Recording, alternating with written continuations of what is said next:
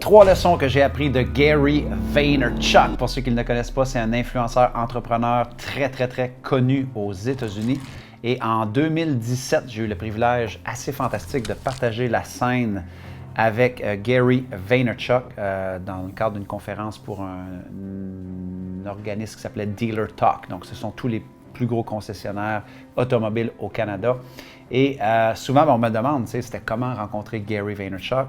Un des plus grands privilèges de mon métier, c'est d'avoir la chance d'être sur la même scène de des grands entrepreneurs, les côtoyer dans ce qu'on appelle la green room ou la loge, et de les observer et d'apprendre de eux.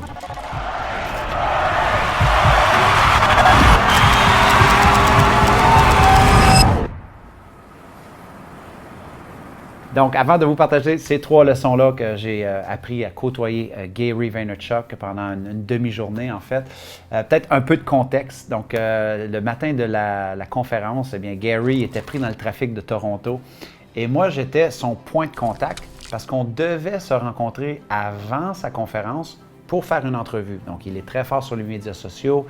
Il essaie toujours d'optimiser son temps. Donc, s'il y a des gens qui veulent faire des entrevues avec lui, où il se dirige, il comprend la game. Il va dire oui très souvent parce que ça va être une autre pièce de contenu de lui qui va circuler sur le web. Alors, moi, je l'attendais pour l'entrevue. Donc, à la place de communiquer au client qui est en retard, il communiquait avec moi, dire « Hey Martin, je vais être en retard. Peux-tu aller parler au client pour moi? » Et donc, c'était assez particulier. C'était comme intéressant. J'avais Gary V, que j'admire énormément, qui m'écrivait puis il dit va rassurer la cliente, je m'en viens, je suis en retard, dis à la cliente de préparer tel truc, mais rassure-les. J'étais comme, OK, pas de problème.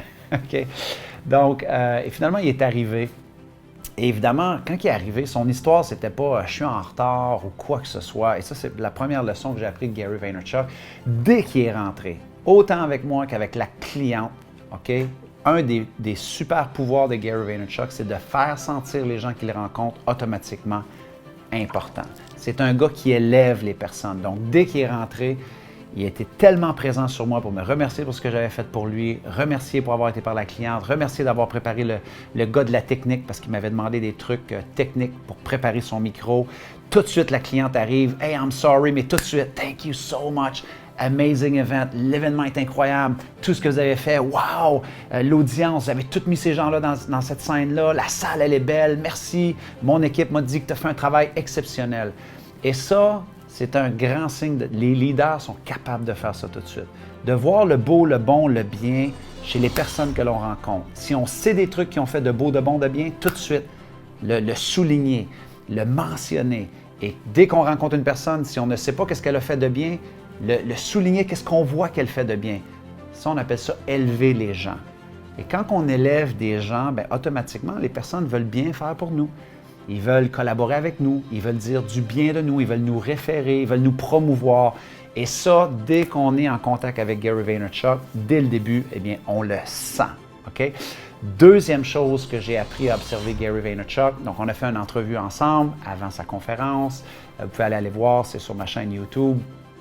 Et ça a été un moment fantastique, totalement présent, vraiment, encore une fois, c'est un mec, ce que l'on voit sur les vidéos, à l'extérieur de la scène, quand la caméra n'est pas allumée, il est le même homme, le même entrepreneur, ça c'est très inspirant. Okay? Et la deuxième leçon que j'ai pu observer, c'est sa capacité à offrir de la valeur sur mesure, okay, aux gens qui sont dans la salle. Okay? Donc, dans le circuit des conférenciers, donc les experts, les formateurs, les conférenciers professionnels, ce que je fais depuis maintenant 21 ans, 4000 conférences, il n'est pas rare de voir les conférenciers, conférencières toujours faire la même conférence, la même intervention, et c'est OK, je n'ai pas de jugement. Moi, il y a des histoires que je raconte souvent parce que je sais qu'elles fonctionnent, il y a des concepts et des stratégies que j'enseigne depuis des années parce que je sais qu'elles rapportent des résultats concrets, spécifiques pour mes clients.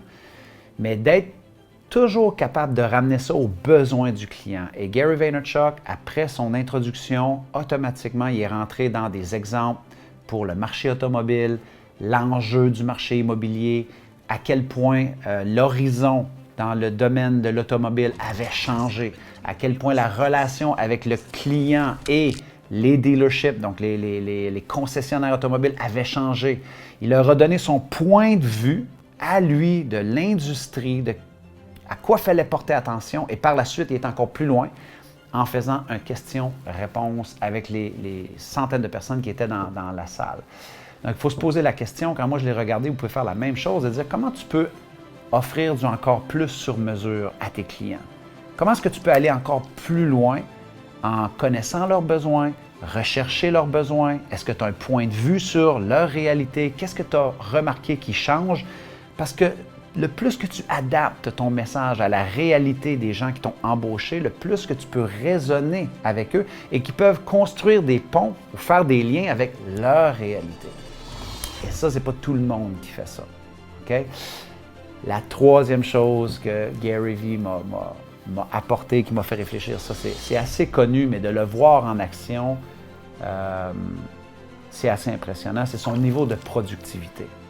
Okay? Moi, j'ai un de mes bons amis qui est conférencier au Québec, qui s'appelle Sylvain Boudreau. Hein? Il parle de la switch à on, la switch à off. Donc, quand tu as la switch à off, tu es à l'extérieur de la scène, tu peux faire tout ce que tu veux, te reposer, dormir, checker Netflix, fais ce que tu veux, okay? qui va te réénergiser et, tu comprends, te permettre d'avoir ta vie hors scène. Mais quand la switch est à on, c'est le temps de performer. Let's go! Gary Vaynerchuk, là, ce matin-là, je vais vous expliquer comment il optimise son temps. Ce matin-là, il est parti de New York, OK? Il a fait un meeting dans son bureau. Par la suite, il s'est rendu à l'aéroport.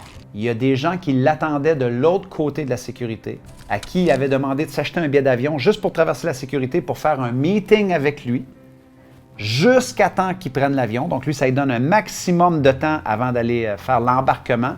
Dire, traversez la sécurité, si vous voulez, je vais vous rencontrer là, j'ai 1 heure. Après ça, il a pris l'avion, il est arrivé à l'aéroport de Toronto, il s'est envenu faire sa conférence. Le midi, il avait organisé un repas avec tous les concessionnaires à travers le Canada qui voulaient avoir ses idées sur le marketing digital. Et ça, c'était des clients potentiels énormes pour lui, pour son agence. Fini ce dîner-là, s'en va à l'aéroport de Toronto, même chose. Une fois qu'il a traversé la sécurité, il y a des entrepreneurs qui avaient acheté un billet d'avion, mais ils ne volent pas là. C'est juste pour traverser la sécurité et faire un meeting avec Gary Vaynerchuk de l'autre côté de la sécurité, parce qu'il y a 1 heure d'attente, 1 heure et quart d'attente avant de prendre son prochain vol, arrive à New York, sort, en sortant de l'aéroport, meeting là, et retour à son bureau, meeting encore une fois à son bureau. La switch est à on. Mais ce que j'aime, et il faut observer ici, c'est où est-ce que j'ai des poches de temps libres que je peux organiser des meetings, des réunions, des rencontres pour être on et générer du business ou parler à des partenaires ou aller à la rencontre de nouveaux clients. Son temps est optimisé d'une façon juste exceptionnelle. Et ici, le but, c'est pas de le juger et de dire « Oh my God, il travaille bien trop ». Non!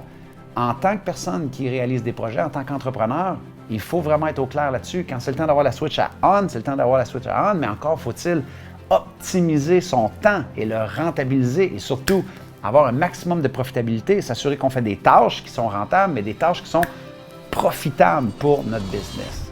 Okay?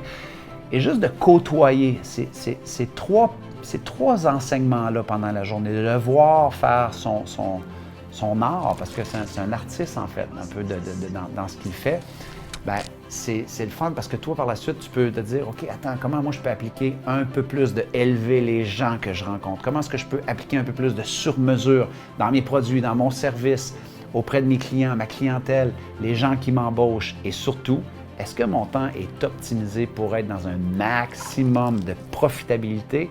C'est toujours des bonnes questions à travers lesquelles on peut regarder l'utilisation de notre temps. Alors voilà mes amis, alors encore une fois, vous pouvez toujours vous inscrire à la chaîne YouTube en cliquant à votre droite ou à ma gauche sur la petite cloche juste là, ping bong, j'adore faire ça, ça me fait capoter comme on dit au Québec. Et évidemment, eh bien, je suis toujours très content de lire vos commentaires et vos retours, je les lis tous sans aucune exception. Alors tant qu'à moi, eh bien jusqu'à notre prochaine vidéo, je vous dis soyez reconnaissants, reconnaissantes, célébrez la magie d'aujourd'hui et merci de tout cœur de faire partie de ces gens-là qui ont le courage, parce que ça n'en prend et ça va n'en prendre, le courage de vouloir bâtir un monde meilleur. C'était votre ami Martin qui vous dit au revoir tout le monde.